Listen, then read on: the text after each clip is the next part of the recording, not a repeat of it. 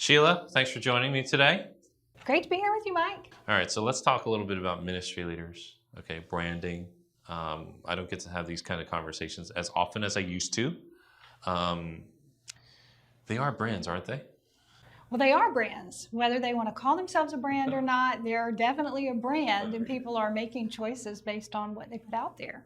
It's funny because I don't know how many services I've been in my lifetime. I mean, in the thousands. Yeah. And when people ask me, like, where'd you learn this stuff about personal branding? I'm like, I think it was church. Because I'd see certain speakers come in, preachers come in, pastors at different churches, and there was just always something different about each person. Like one person might be a great communicator, another one was funny, another one was fire and brimstone and very serious, and they had this identity, to them. You see it with worship leaders, bands, even entire churches, and it kind of takes on, like their ministry sort of takes on a trait of the leader, and so but they don't, you're right, they don't think of themselves as brands. No, they all have the same content, right? I mean, they're using the same content. They're just, it's their way of delivering the content. And really, I would say with churches even, they're not all serving the same people. So some are more evangelistic, some are more discipleship, some are targeted for young adults, some are targeted for families, and how you message all of that really is this, it is building the brand of the church. But really, whenever we're talking about, hey, did you hear that great sermon from, we go to Google and we search a person's name, right? We search the person brand, not the church brand. So it's interesting because you work with a lot of people who have been in ministry or have worked, transitioned out. And for a lot of folks who transition out, they're like, oh, I don't know what to do. I don't have a background in anything other than what I've done at church. But I think that people who come out of that world have some of the most important skills that can help them get a message out there, lead a crowd.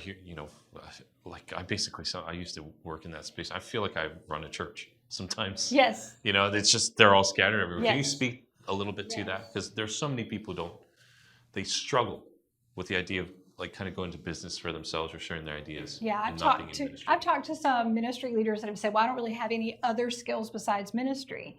And it's really not about having a different set of skills. It's just about moving your congregation and from inside the church walls to outside the church walls. Maybe you're not preaching, but everyone that's worked in ministry isn't necessarily the platform preacher, right? So even if that's your main role, you're speaking. And I love how you put it. Like, if you're speaking, you're a speaker. If you're writing, you're a writer. And, I could probably in 30 seconds go through 30 different skills that I developed as a pastor in a church.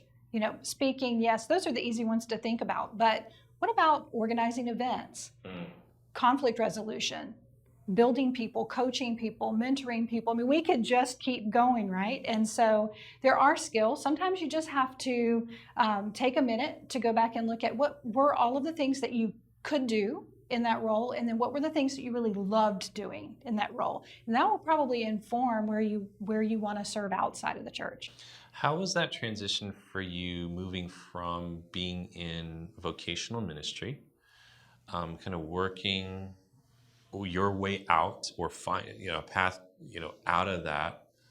I know for me there were times where did I miss like God's will for my life or something like that. Now I look at it, I'm like, no, I think it worked out pretty well. But what was that like for you? Because I know so many people watching are probably feeling that way in some way, shape, or form. Yeah, for sure. I definitely see a lot of people feel like they're doing less important work if they leave vocational ministry. I don't see it that way. And I struggled with that at first too. I felt like, am I no longer doing God's work, or am I settling if I move outside of it? And thankfully, I had been building my personal brand because the unexpected happened to me. And I came in one day and was told, we're shutting down the program that you lead, and we financially just can't keep sustaining it. And since you lead the program and that's what we pay you for, we're no longer able to pay you. You have 30 days. If I didn't have a personal brand as another stream of income, I don't know what I would have done. Yeah. And even with that, and having already a personal brand built as a side gig, just another way of serving, I at least had some sense of what I wanted to do. But even then, I had a little bit of an identity crisis, and I had to sit down with myself and say, no, it's still valuable work. It's still helping people. It's still serving people. And God put those gifts in me. He put them in each person. It's just how you use them. It's where you apply them. Yeah. It's not whether or not you use them. You're still going to use them, just in a different way. Yeah, that's so true. You're still going to use them. So thanks for just stopping in and having this short convo. I know a lot of people have struggled in this area where they're they're holding on to something because they're scared there's nothing else. And I would just say, if that's you feel like there's some sort of transition kind of coming in your life and you're moving out from vocational ministry into what's out there, absolutely connect with Sheila. She's incredible at what she does. So Sheila, thanks so much for joining us. Thanks for having me, Mike. Boom, all right.